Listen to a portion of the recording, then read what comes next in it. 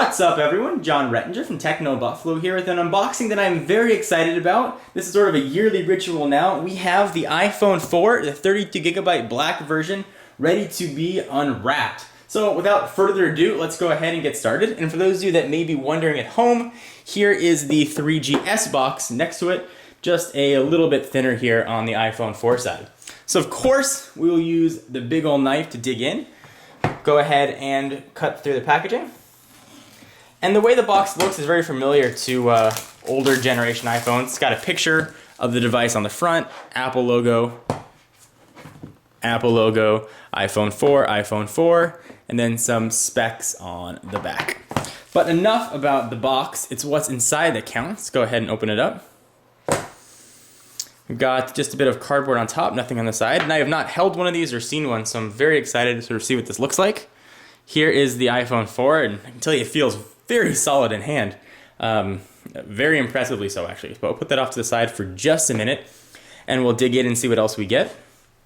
So inside, designed by Apple in California, odds are you're going to have your fingertips, and I believe the SIM removal tool has SIM removed itself from the packaging.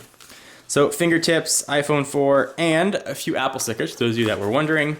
Push that off to the side, and sort of your standard array of accessories. You've got your USB wall charger, USB and sync cord, and headphones look to be the same with the inline mic. But enough about that, let's take a look at the iPhone 4 itself, since that is the main attraction of the show here. Go ahead and pull off the plastic, which is sort of a one-time thing. That sort of satisfying whooshing noise. And the thing is very, very thin and feels really nice in the hand. So let's sort of go through it real quickly, and I'll compare it to some other devices so we can gauge sort of its thickness and thinness. So you've got the same size screen. It's sort of been the standard iPhone thing for a while now. A home button, which feels a bit clickier. You're front facing, I believe that's a VGA camera. There is your speaker and the microphone port, one on the bottom, one on top. On the left-hand side, you've got those new volume buttons, sort of are a little bit larger, a bit of a difference. And you've got your new profile switcher right at top. There is one of the antenna bands on the left-hand side, and you've got the other antenna band on the right. For those of you guys that might not know, Apple actually integrated the antenna into the stainless steel of the phone, which should help with reception. And speaking of the side of the phone, you've got your micro SIM card right there at the little hole for a paper clip to pop out the micro SIM card.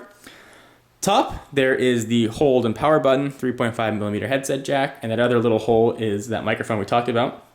And there is one of the seams for those antennas. On the back, we've got a new 5-megapixel camera and 5-megapixel camera with LED flash. A little bit about the iPhone 4, and then your 30-pin connector and speaker on the bottom. Speaker and another microphone on the bottom. So that is the iPhone 4. Let's do a quick size comparison so you can see how thin or how thick this is versus some other devices you might be interested in. First and foremost, let's compare it to its outgoing cousin. Here is the iPhone 3GS, which now looks downright fat by comparison. Let's put these two on top of each other and you can see the thickness or thinness. There definitely is a noticeable difference there. This is supposedly the iPhone 4, almost a quarter thinner than the outgoing 3GS. You can definitely see it and feel it. Right off the bat, it makes sort of the 3GS feel a bit plasticky and chubby in the hand. Let's go ahead and continue sort of the size tours and other devices you might be interested in. Here is the much, much larger Evo 4G. It looks like the grandfather or the father here to the children because it's so big, but it is a very thin device. Let me go ahead and show you the thinness of it. You can go ahead and compare and see how it's going to fit in your pocket. So there is the Evo. Next up, we'll compare it in size to the Droid Incredible for Verizon. And pretty similar in size, actually. There's that. Let's go to stack them. You can see the thickness. So the Droid Incredible is significantly thicker.